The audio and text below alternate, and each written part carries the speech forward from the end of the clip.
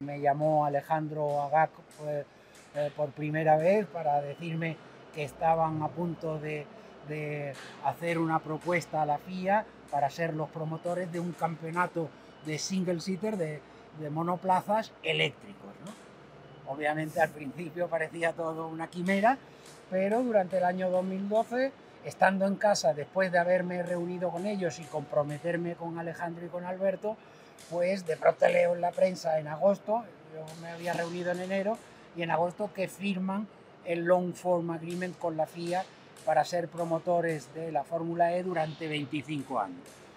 Y entonces, bueno, en diciembre me llama Alejandro, porque hasta ese momento no había nadie que pusiera el dinero, la plata, como decís vosotros, y había un empresario valenciano, español, que fue el primero que creyó en esto, Enrique Bañuelos, y Enrique Bañuelos fue el primero que puso dinero, y como sabes, pues llegamos ya al 2014, septiembre, que es cuando empieza este campeonato, en China, en Pekín. En la primera carrera aquello fue, no te digo un desastre, pero era en una zona preciosa porque era alrededor del Parque Olímpico de Pekín. Precioso. No tiene que ser perfecto para sacarlo adelante, ¿eh?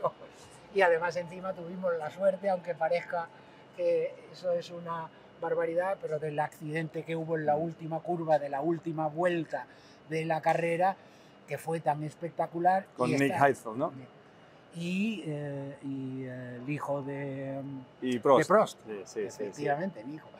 Con lo cual la realidad fue que creo que sigue siendo los mayores impactos que ha tenido la Fórmula E nunca en su historia. Claro, estábamos en un país de 1000 y pico millones de habitantes, un accidente que salió en todas las televisiones en China, con lo cual verdaderamente tuvimos mucho. Pero desde entonces hasta ahora pues ha pasado mucho tiempo. Eso te iba a decir, ¿cuánto ha cambiado, no? En 10 años, si 20 años no es nada, imagínate 10, sí, como dice el tango, ¿no? Pero en 10 años ha pasado mucho. Ha pasado de todo. ¿Cuál es la realidad que ves tú hoy con respecto a hace 10 años? Bueno, vamos a ver, aquí hay un montón de cosas.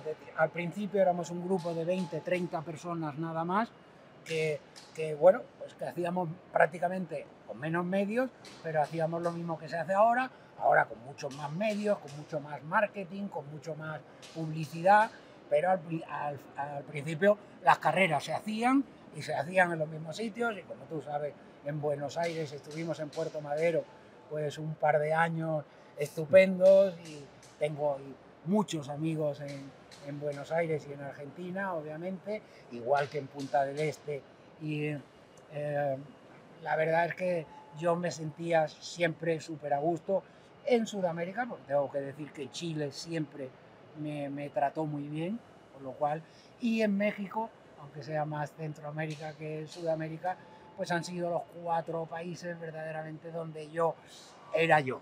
Podía hablar mi idioma. No solamente Fórmula E, porque tu trayectoria es de... Dinos algunas cifras, por favor, en MotoGP, todas las demás categorías y demás. ¿Cuántos grandes premios? Bueno, yo empecé en Fórmula 1, empecé en el Real Automóvil Club de España y trabajando en los últimos 2 Fórmula 1 que se hicieron en Madrid, en el circuito del Jarama. Ahí yo tenía 23 años, pero bueno, hablaba inglés. Y entonces, como Carmelo Ezpeleta, el CEO de MotoGP, y en aquella época el director del circuito del Jarama, pues no hablaba inglés, pues yo era el traductor con 23 o 24 años, pero viví en primera persona el gran lío de la Fórmula 1 entre Bernie Ecclestone y Jean-Marie Balestre, y yo estaba allí traduciéndole a Carmelo, bueno, las 2 frases famosas que me dijo, que le dijo Bernie a Carmelo. La primera fue "que estoy escuchando", lo digo así en español para no complicar la vida, y cuando nos dimos cuenta de que eran las 9:05 y había 6 coches rodando en el circuito, nos dimos cuenta, y la siguiente frase fue: o usted para inmediatamente a estos 6 coches o yo me voy con los otros 22. Entonces Carmelo tuvo que tomar una decisión entre hacer un gran premio ilegal con 22 o uno legal con 6. Teniendo en cuenta que era un viernes por la mañana, las entradas vendidas y todo, pues al final el Real Automóvil Club de España, aunque no fuera lo lógico, pero decidió hacer el Gran Premio ilegal y se hizo.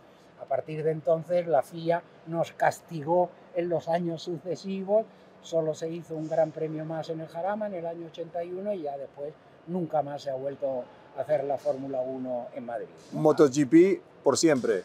MotoGP, esa relación que yo he tenido con Carmelo Ezpeleta siempre, bueno, pues estuve 10 años allí, he hecho de todo en MotoGP. Hay una cosa que muchos de vosotros me veis en la tele y demás, son podiums. En podium te puedo decir, he hecho a lo largo de mi carrera más de 650 podiums.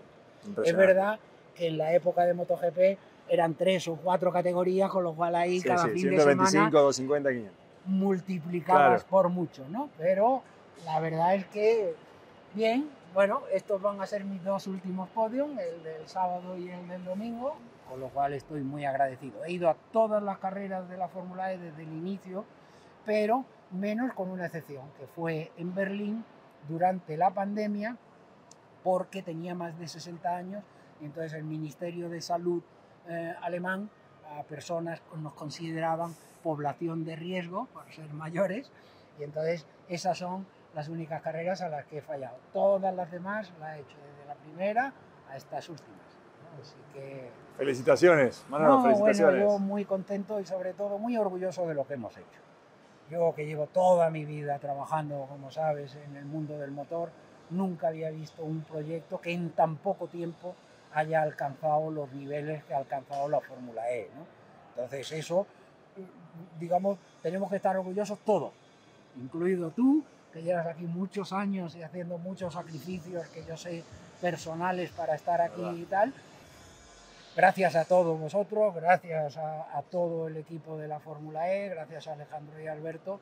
Y bueno, pues ha sido probablemente mi experiencia profesional más difícil, porque yo trabajando en la Fórmula 1, trabajando en MotoGP, llegaba un lunes, me sentaba enfrente del director del circuito que fuera, con un protocolo así de gordo, y le pasaba la lección.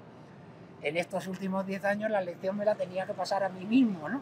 Diciendo, has puesto las tribunas, has hecho los toilets, es decir, porque verdaderamente este proyecto, como tú bien sabes, es absolutamente novedoso en el mundo del motorsport. Nadie había hecho tantas carreras en medio de las ciudades, teniendo que construir y desmontar, que la gente no se da cuenta. No pueden molestar a los ciudadanos de París, por ejemplo, la alcaldesa de París, que ayer se dio el baño por el Sena, no sé si lo viste, para demostrar que el Sena ya se puede nadar y tal.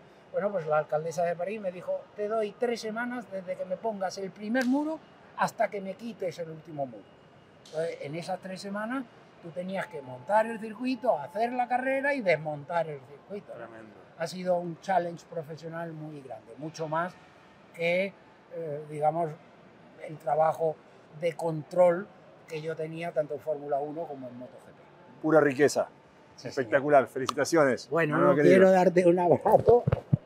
Y muchísimas gracias por igualmente, todo. Gracias a ti. Y gracias a todos vosotros, pues bueno, los que me conocéis y los que no, pero en toda América, el cariño que les tengo y que estoy seguro que nos veremos más veces con algo relacionado con 2 ruedas, 4 ruedas o algo de motor.